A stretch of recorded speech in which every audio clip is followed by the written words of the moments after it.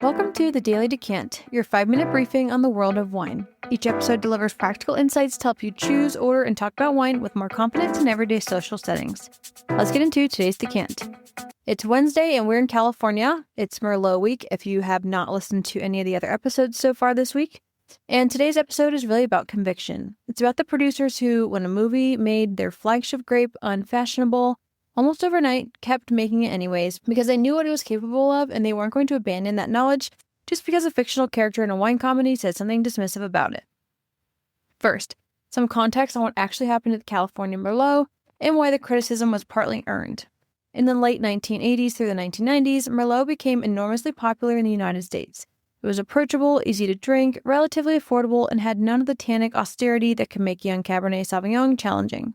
Demand surged, and in response, planting surged, in many cases, into sites that were simply too warm and too fertile for Merlot to develop any complexity.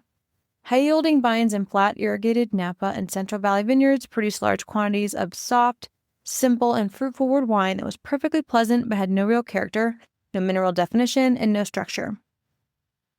It was wine designed to taste good immediately in a tasting room and then be forgotten. This was the Merlot that Sideways was actually theorizing, and that criticism applied to those specific wines was fair. But it was never a fair characterization of what California Merlot could be in the right hands.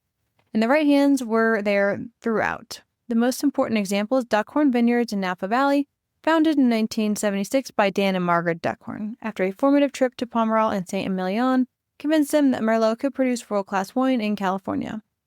They released their first Merlot in 1978 and have made it their flagship ever since. When Sideways collapsed demand, they kept making it. When critics moved on to Cab, they kept making it. Today, over 50 years after the founding and nearly a decade after Dan Duckhorn passed away in early 2025 at the age of 87, the winery continues his vision as a defining argument for California Merlot at the highest level. The jewel of the Duckhorn portfolio is the Three Palms Vineyard Merlot, sourced from a single vineyard in Calistoga that Duckhorn has worked with since the inaugural 1978 vintage. Three Palms is situated in the warmer northern end of Napa Valley, where the basaltic, rocky soils and good drainage create conditions that stress the vines productively, concentrating flavor without over-ripening.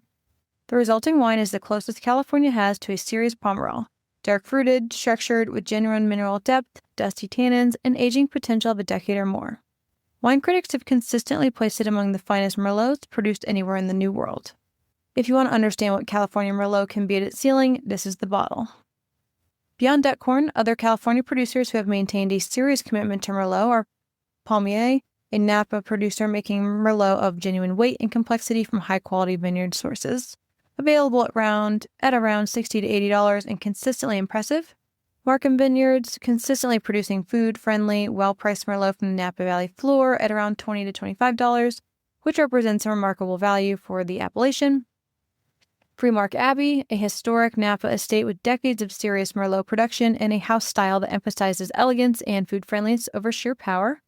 And for more accessible pricing, Duckhorn's own second label, Decoy, offers genuinely pleasant Merlot at under $25 that provides a fair introduction to what the parents' estate philosophy looks like at a lower tier. The Sonoma County bottling in particular consistently over-delivers for its price and is one of the most reliable under 25 reds available at most major retailers. The broader California Merlot story is one of slow, quiet rehabilitation. The worst of the overplanted, over-irrigated, undistinguished Merlot from the 1990s has largely left the market or been repositioned to other varieties. What remains is a more carefully curated California Merlot landscape with serious producers making wines they're genuinely proud of at quality levels that deserve attention.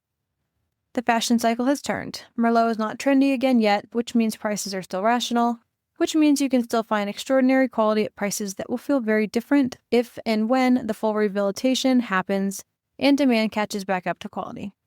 A Duckhorn Three Palms Vineyard Merlot at around $75 to $80 is competing with Pomerol at $250. The gap will not remain this wide indefinitely, so buy it now. Tomorrow, we're going to go to Washington State, where the case for American Merlot has been building quietly for decades, almost entirely out of spotlight. Don't want to miss it.